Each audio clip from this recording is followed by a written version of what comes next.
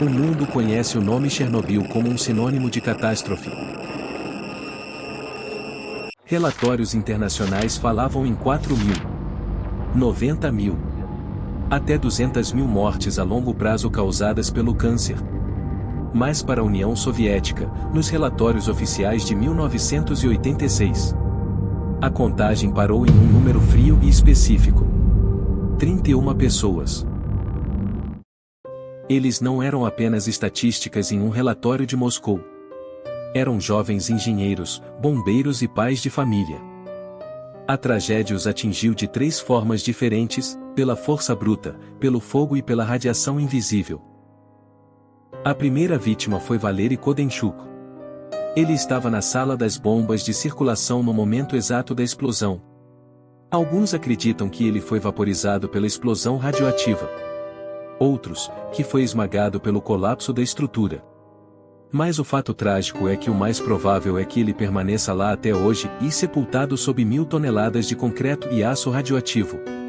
Seu corpo nunca foi recuperado. O reator 4 se tornou o seu túmulo eterno.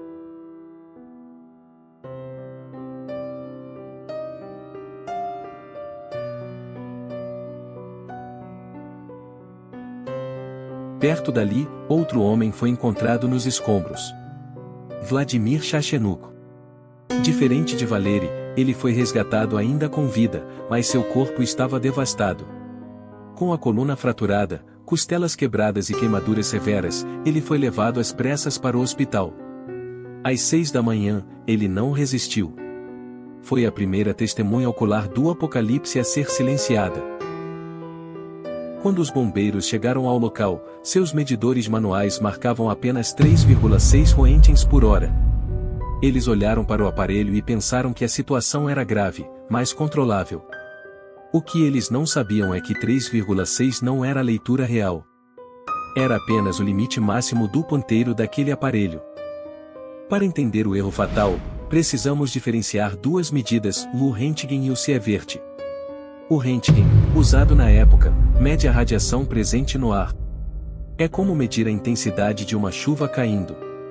Já o Sievert, que usamos hoje, mede o dano biológico. É o quanto o seu corpo absorve dessa energia e o estrago que ela causa nas suas células. Naquela noite, a realidade no telhado não era de 3,6.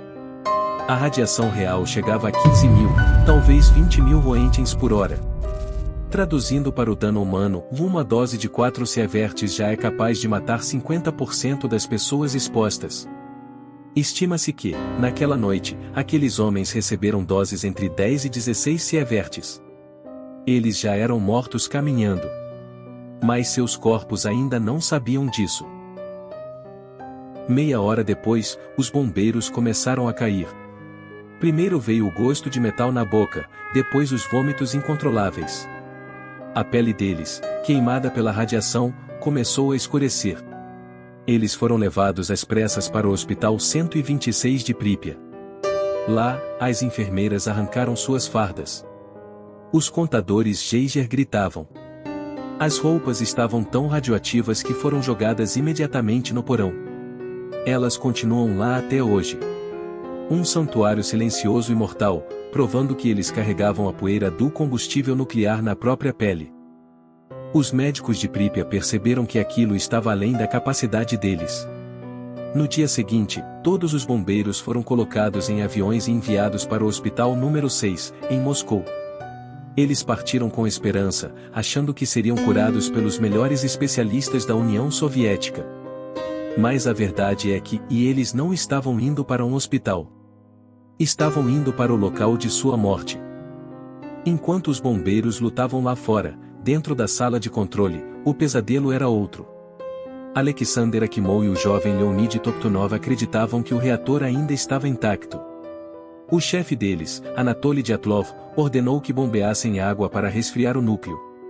Obedientes, eles desceram para a escuridão dos corredores inferiores. Com água radioativa até os joelhos, eles giraram válvulas manuais pesadas por horas e tentando salvar a usina. O que eles não sabiam é que o reator já tinha deixado de existir. Eles estavam se matando para resfriar escombros. Quando voltaram para a sala, seus rostos já tinham o tom marrom da morte nuclear. Eles deram suas vidas por uma ordem impossível. Dos 31 homens condenados naquela noite, 2 não saíram de Pripyat. Valery Kodenchuk desapareceu, vaporizado na explosão ou soterrado pelos escombros de aço e concreto. Seu corpo nunca foi encontrado. Vladimir Shachenuk morreu na manhã seguinte, no hospital local, vítima das queimaduras. Ao anoitecer de 27 de abril, os 29 sobreviventes, incluindo Akhimov, Toptonov e os bombeiros, foram levados para o aeroporto e embarcados num voo especial para Moscou. No avião, uma calmaria cruel se instalou. Sem vômito, sem dor, e eles entraram na fase do caminhante fantasma. Acreditavam que o pior tinha passado. Mas enquanto voavam para o hospital número 6, a radiação já estava desmontando seu DNA, célula por célula. A calmaria foi uma mentira biológica. Dias depois, a fase do caminhante fantasma terminou e o corpo cobrou o preço. Não eram queimaduras comuns. O corpo do bombeiro Vasily Ignatenko inchou tanto que as roupas tiveram que ser cortadas para não rasgar a pele. O relato de sua esposa, Lyudmila, é aterrorizante. Ela conta que Vasily evacuava sangue e pedaços de seus próprios órgãos, mais de 25 vezes por dia. Ele estava se desfazendo por dentro. Quando tossia, expelia fragmentos do pulmão e do fígado pela boca. Para Akhimov e Toptonov, o pesadelo foi diferente. Eles selaram seu destino ao entrar na água radioativa do subsolo para abrir as válvulas de segurança.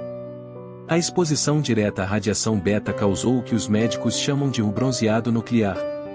Em questão de dias, a pele exposta não apenas queimou, ela morreu. O corpo de Toptonov escureceu até ficar preto, como carvão. Relatórios indicam que a pele de suas pernas se soltava inteira, deslizando como se fosse uma meia. Akhimov sofreu ainda mais. Sua língua inchou e a mucosa da boca se desfez, impedindo-o de falar. Seus olhos não fechavam mais.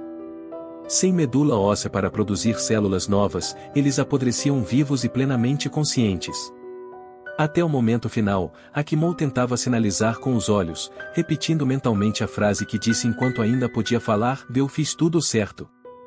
Nós fizemos tudo certo." Das 31 vítimas diretas, apenas uma nunca saiu do reator. Valery Kodenchuk, o operador das bombas, morreu no instante da explosão.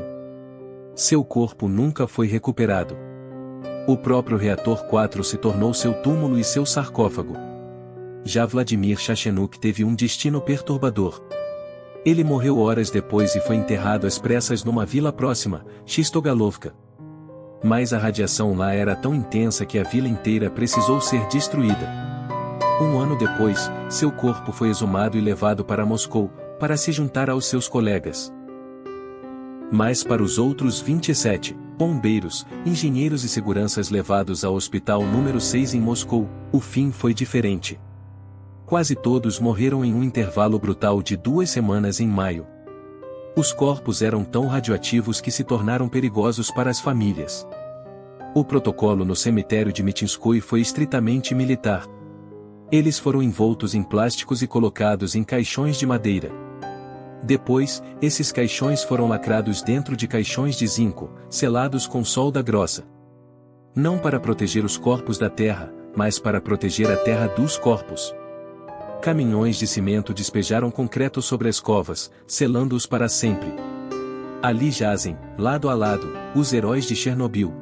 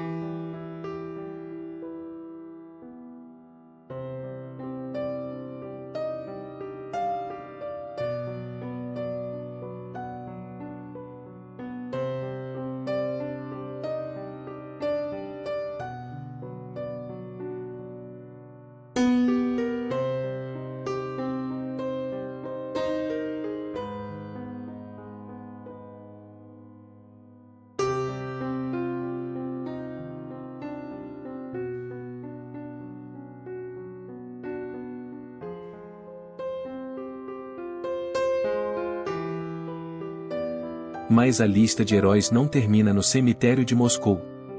Existe um nome que repousa sozinho em Kiev: Alexander Lelichenko, o vice-chefe da elétrica. Logo após a explosão, ele foi levado à enfermaria para receber os primeiros socorros. Mas ele não ficou lá. Lelichenko fugiu do posto médico e voltou para a usina, porque entendeu um perigo que ninguém mais viu: o hidrogênio nos geradores ainda estava ativo e poderia causar uma segunda explosão. Ao chegar, ele impediu que seus jovens subordinados fossem até a área de risco. Ele disse: "Eu já vivi minha vida, vocês têm a de vocês pela frente." Ele caminhou com água radioativa até os joelhos, 3 vezes, para fechar as válvulas manualmente. Absorveu uma dose fatal de 25 sieverts, 5 vezes o suficiente para matar um homem. Ele escolheu trabalhar até o colapso e morreu em Kiev, longe das câmeras, mas salvando a usina de uma destruição total. A matemática da tragédia soviética, porém, é confusa.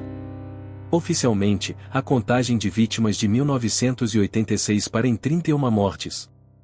Mas quem ocupa a 31ª vaga varia, dependendo de qual documento você lê.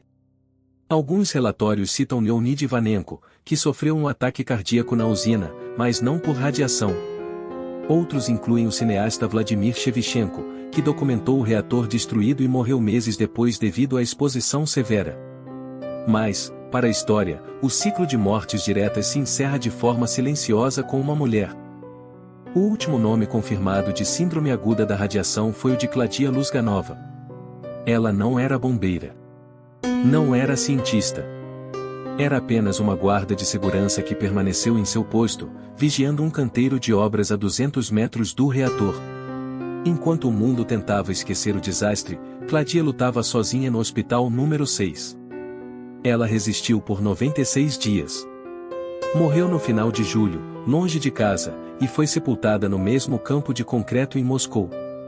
Oficialmente, a União Soviética reconheceu apenas 31 mortes. Mas para Valery, Vladimir, Vasily, Alexander, Kladia e os milhares que morreram em silêncio nos anos seguintes. O preço da mentira foi a eternidade.